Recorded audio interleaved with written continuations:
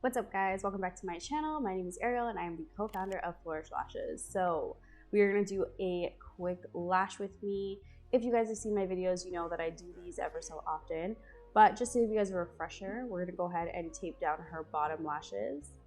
I'm using my micro pore tape, so that's honestly the best option for me. I don't really like to use pads, but of course to each their own. So that's what it looks like when she's all taped up. You can't see any skin underneath, and that's what we want. And to be honest, the tape just sits better, making sure all those bottom lashes are at the, underneath, and it doesn't move. Honestly, it's my favorite.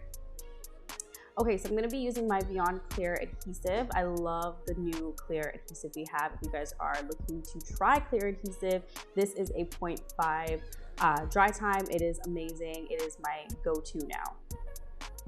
So we are going to be doing a volume set, but it's going to be like a wet lash look. So I am going to be fanning, but I'm not going to be blooming my lashes. If you can see, they are really close together. They are going to be very, very narrow fans. There's different ways to do this technique. You can definitely do it with some water or any type of liquid on the tip of the lashes to keep them super, super spiky. I didn't want them excessively spiky, so that's why I didn't actually do that. I just didn't fan them out fully. So they do have a little bit of fluff at the tips.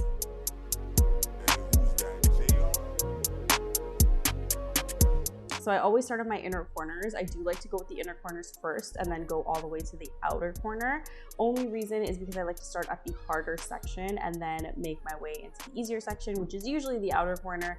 Sometimes, honestly, it depends on the client, but I know for sure for her, the inner corners are always going to be trickier, and it depends on the style you're also trying to create. So if you're trying to do a doll eye, I always do start in the center because you need the drama in the center, but for the most part I start on the inner corner and work my way out.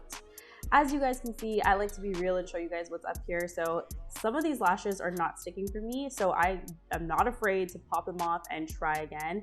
If you guys have lashes that are not sticking right, don't be so persistent on just getting it on there. If you need to take it off and try again. If you need to get a whole new lash, throw that fan away, throw that lash away and try again. Honestly, you will thank yourself in the long run. I know in a minute you want that lash to stick, but I promise it helps. As you guys can see too, I am using my tweezers to kind of pull the lashes forward. That's just to make sure that they're not sticking to the actual tape. I just want to make sure that they are separated, and that way I don't have to go through later and pop them off when they're super dry. But this, you do have to give your lash a couple seconds to dry before you do it. So I am including a couple bloomed fans in here as well, just here and there. So that one right there is a perfectly placed, beautiful fan. Just want to show you guys. But most of them are going to be narrow fans. As you guys can tell, it's nice and dark, and you can see that there's a lot of density going all the way from the bottom to the top. Everything is nice and separated, and there's a little fluff at the tips of those lashes. I like to go through them as well just to make sure they're all going in the right direction, nothing's stuck together. It's honestly just super helpful that way. Again, a guy popped off here, fine. We're gonna try another. We're gonna re-isolate, gonna make a whole new fan and then put it back on there. Don't be afraid to lose your fan, guys. I promise it is okay. I always use my edge of my glue ring to really make the bases narrow, so that's what I did there. Honestly, if anyone asks me, I always say a glue ring versus a jade stone just for that specific reason. Even if I'm doing classic lashes, I'm just so used to the glue ring now. It's just my go-to, honestly. So I'm really just kind of going through the lash line, making sure nothing's stuck, making sure I didn't miss anything. I know I'm showing you guys the one eye mostly, but that's because of the angle, but I really and truly go side by side. So I'll put one lash on the left eye and then one lash on the right eye. So I will go back and forth to make sure that the lashes are dry before I stick one beside it. That way you have way less stickies, and I can make sure that my eyes are even on both sides.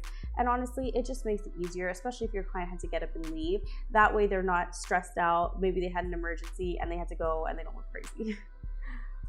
Okay, so if you guys can tell here, I know this is something that is a little bit scary to people, but before my clients are done or I take off the tape, I make sure nothing is at the bottom lash.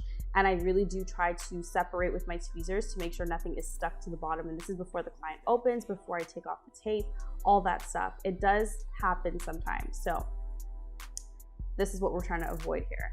And that way, when I go to take off my tape, nothing's pulling or tugging. That's what that process is really for. And the easiest way to do that is just kind of lift the lid up, and if anything kind of pulls down, you know it's stuck. We're gonna pop off the tape and the second piece of tape.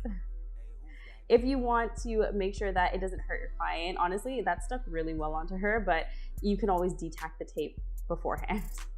So this is our final set, closed, nice and full, dark, dense. And then she's gonna give you a nice open view. They look so good on her eyes. They made her eyes look really, really brown, which I loved. So if you guys like this video, don't forget to like, comment, share, and subscribe, and I'll be back with something new next time. Bye.